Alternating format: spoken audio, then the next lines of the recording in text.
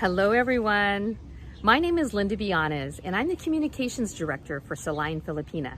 I'm excited to be here today to introduce the second segment of our cooking series entitled Kain na tayo, which means let's eat in Filipino. Noodles came to the Philippines from China via Chinese merchants. Our signature dish today is Pancit Bihon. The word pancit comes from a Hokkien phrase, pian isit, which means something convenient and cooked fast. As with other Asian cultures, Filipinos believe that noodles are symbolic of a long life. So from every celebration, from birthdays to anniversaries, you'll always see some type of pancit dish. There are many different types of pancit. Some of the more common types are pancit canton. It's characterized by a thick rounded egg noodle, usually stir-fried with soy sauce and topped with ingredients such as shrimp, chicken, pork, or sausage, and also some sliced vegetables. Then we have pancit palabok, pancit luglug, and pancit malabon. Those three types are really easily confused because they share a similar orange sauce. The sauce gets its color from saute, which is annatto seeds. It's often topped with sliced egg, shrimp, garlic, and sometimes even bits of crunchy chicharron. Pancit palabok is unique in that it's made of a thin rice noodles, whereas the other two are made with a thicker rice noodle. Pancit luglug hails from the province of Pampanga, and its orange sauce is kept separate from the noodles and is only mixed together right before eating. Pancit malabon comes from Malabon City near Manila, and its sauce is actually mixed together with the noodles during cooking, so it's drier in consistency than pancit luglug. Finally, we have pancit bihon, also known as pancit guisado. It is a thin rice noodle dish, and it's usually stir-fried. In just a couple of moments, our chef will show us how to prepare a delectable pancit bihon dish. First, I'd like to tell you a little bit about our guest chef. Her name is Arlie Ricasa. Arlie is the youngest and 10th child of Narciso and Antonia Ricasa. She grew up in Imperial Beach and is a dedicated and lifelong educator of 32 years. She has worked in a variety of roles as a counselor, teacher, administrator, policymaker in different junior highs, high schools, and community colleges. She has been married for 26 long years to Ed Bagaporo, and they are blessed to have 5 beautiful and awesome children. Their names are Natalie, Antoinette, Elena, Edelina, and EJ. At a very young age, Arlie watched her mom cook, and she inherited her mom's culinary passion and talent.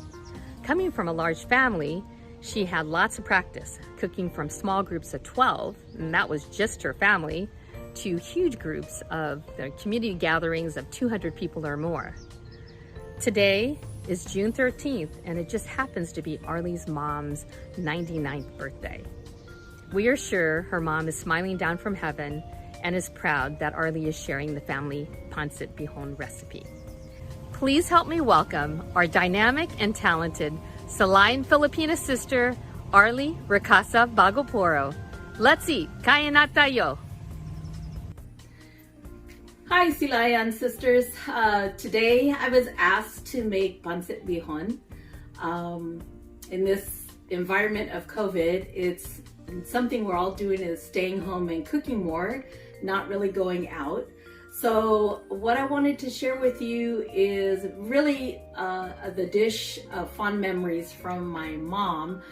And in terms of, it's what we always had for family celebrations, big celebrations, parties. So hope you enjoy it. Here we go.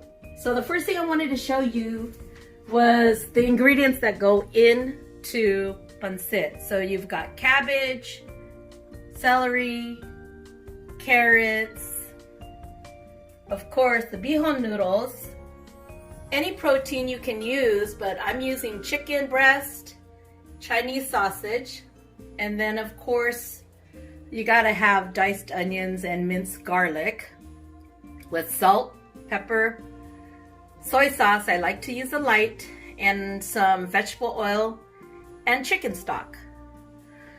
So what I'm gonna do, the cooking process, once you get all of the vegetables and the ingredients cut, the cooking process is actually pretty fast. So a lot of this is really the preparation that takes most of the time. And so what I want to show you is just how I cut the vegetables. This is based on what my mom showed me. So with your cabbage, basically you take one whole cabbage and you cut it. I cut it in fours, half and then fours, and then you just cut strips. Okay? When you cut the strips, that will go into the cooking. All right. Okay, the next step, very simple, is your celery and carrots. This dish, really, everything is cut at a slant. And so you just cut it, and hopefully the same width, so that the vegetables all cook at the same time evenly. Okay, so you see, all pretty much the same size. And that's your celery. Next we have the carrot. Okay, carrots give the little sweetness to the dish. And I love getting the carrots, these big carrots from Seafood City, because you know, most of the regular grocery stores have carrots in the bag, but they're much smaller. And when you have these carrots, it produces way more in terms of you don't have to cut as much. But see, you cut them at a slant. And again, you want to make sure that they're fairly even. Okay, so these are, I guess they call this julienne, right? Julienne and Julia. All right. So that's how you cut your main vegetables. Okay. Just put it over here. Now let me just show you, for the chicken, you could do it two ways. I just cut the breast in chunks. And so we're gonna cook that. And again, chicken cooks really fast. You can use shrimp if you like. And then we got Chinese sausage, and we'll add that. We're actually gonna fry that up first, and then we'll add that at the very end. So generally when I make pancit, we make it for large groups. And so what I got here is got the burner going on medium heat. Don't go too high. And what we're gonna start with in doing the ingredients is we're gonna start with the oil, and we're gonna saute the onion and the garlic. Okay, so we're gonna take some time with that. So let me get our oil, and our oil, there's probably about, you're gonna wanna use 2 to 3 tablespoons. Again, this is for a large serving. And I can show from the top, do a total top.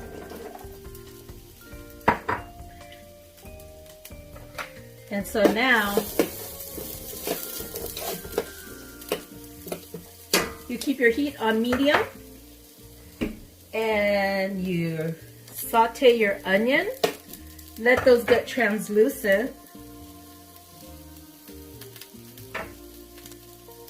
And then we're gonna add the garlic after it turns clear. But you wanna make sure you don't burn your garlic, because as you know, it gets a little bitter. I don't mind a little bitter. All right, so now I'm gonna add the garlic.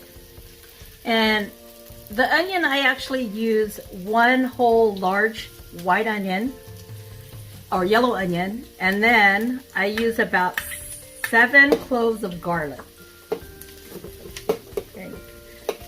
And again, when you're cooking for a smaller amount, you can always just reduce the amount of ingredients.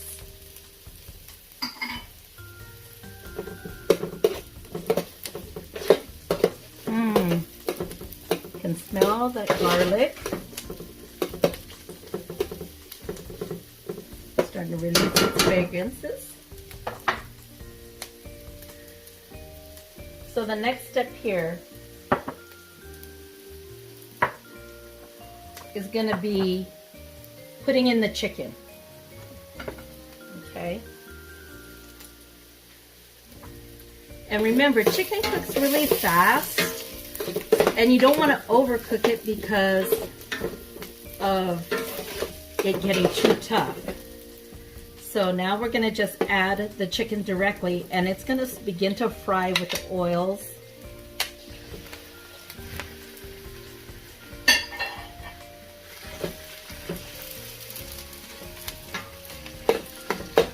And this is where I start seasoning.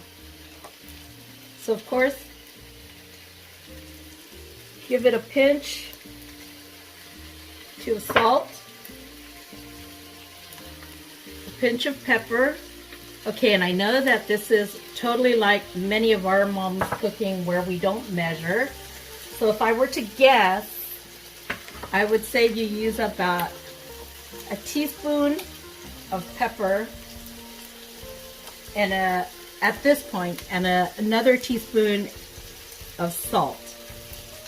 Okay. See how quickly it cooks?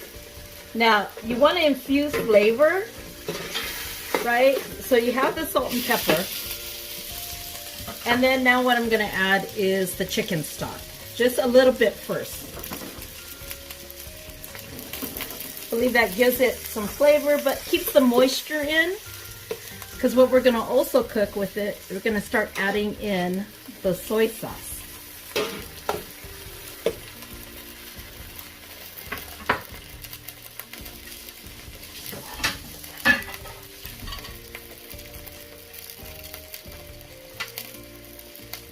All right, looking good.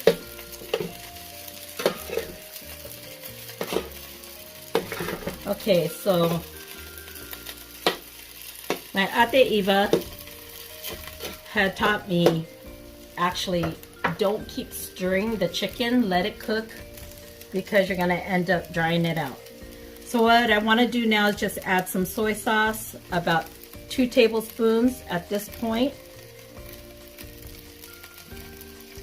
So that, again, the chicken will absorb the flavoring. So let me tell you a story. I'm a firm believer in, being able to watch our mothers cook. And it gives us the opportunity. It gives us the opportunity to learn. And like many of us when we were little, we just had to watch our mothers or our fathers. My dad was an excellent cook too.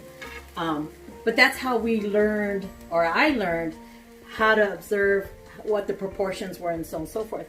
But one of the real important things for me too, to this day, is I'm cooking with the spoon that my mother had used for many, many years.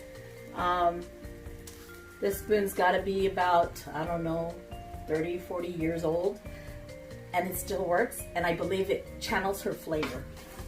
All right. I'm gonna put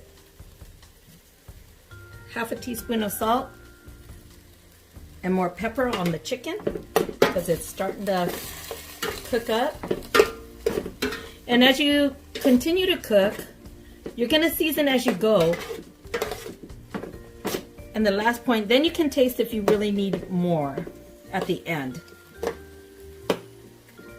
Okay, so we're incorporating the chicken, the garlic.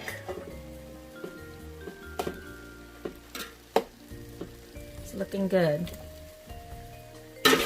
So now the next step is to add the vegetables. And the vegetables with this amount can fill up your pan really quickly. And that's okay. The other thing you don't want to do is when you put all the ingredients in, you don't want to cover your pan because you don't want to overcook your vegetables. You want to be able to have a little the crisp when you bite into it still. Okay, so I've got a lot of carrots here.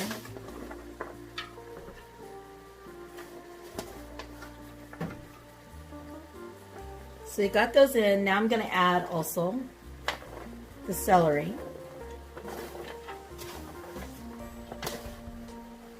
I'm going to hold off on the cabbage because the cabbage cooks really quick. Okay. Let me just toss in the chicken. So now we're going to add in some more of the chicken stock for the flavoring of the vegetables. This is 32 ounces. I'm using about half of it right now because I'm also saving some for the bihon noodles when I put them in. Okay, now I'm going to put in the soy sauce. And of course, half a teaspoon, 2 pinches of salt, pepper, again, two pinches. So the next step is add the cabbage so that it can cook down.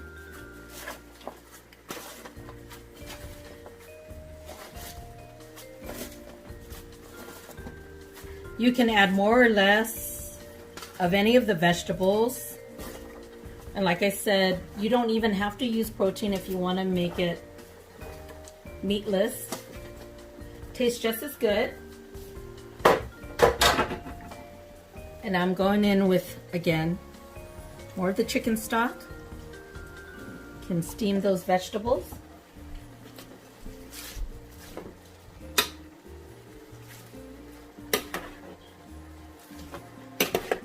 Fully incorporate this.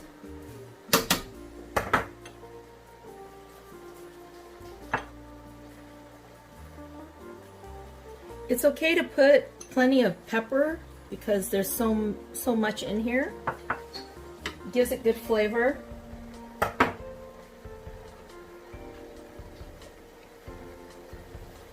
And now adding some soy sauce. So that the cabbage also infuse that flavor. As you can see it's still, the liquid is still there, right? So it's cooking down the vegetables. So it's coming along, it's looking good. So the next step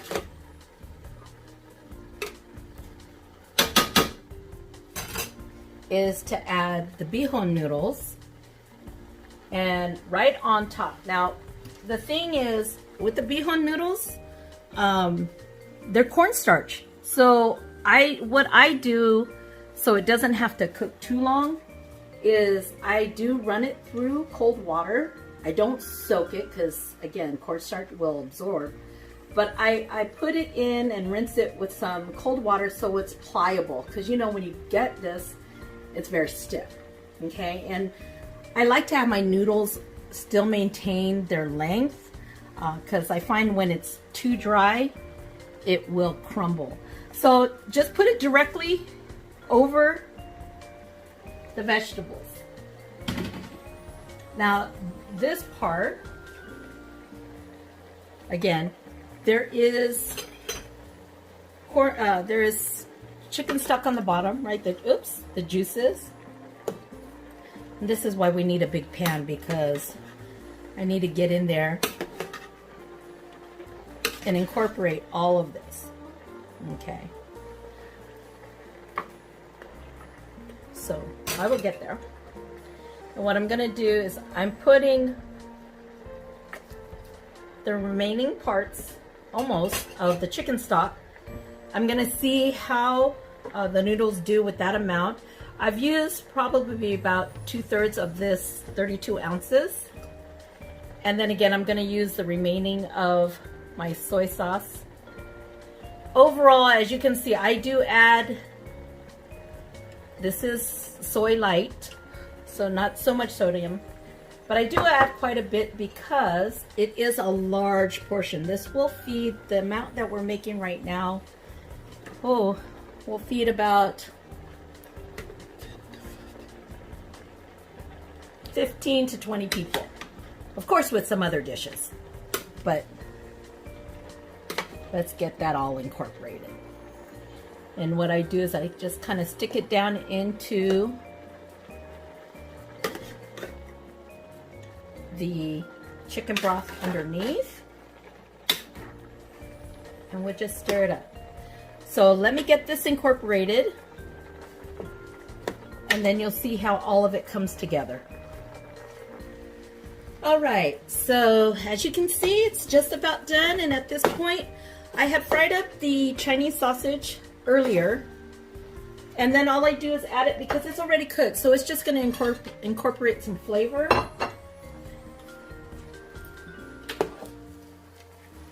There we go.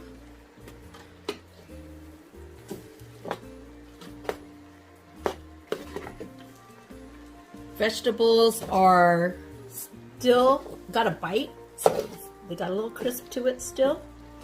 And now the last step is really just plating. All right, so it's now finished. I've got it in the platter. And before serving, what I do is just cut up some lemon wedges and just put that around. And again, people can get as much as they like with that because it does add some additional flavoring. Kind of a little acidity helps with the saltiness. So you just put it all the way around.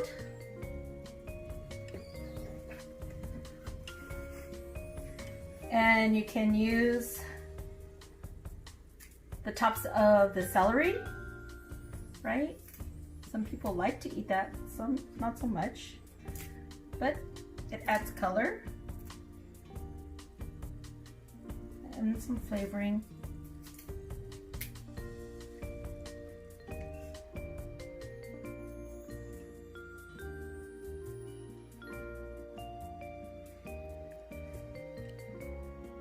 And there you have it. Mom's Pancit Bihon. Ready for everybody. Hope you enjoy. Hope it made sense. Bye.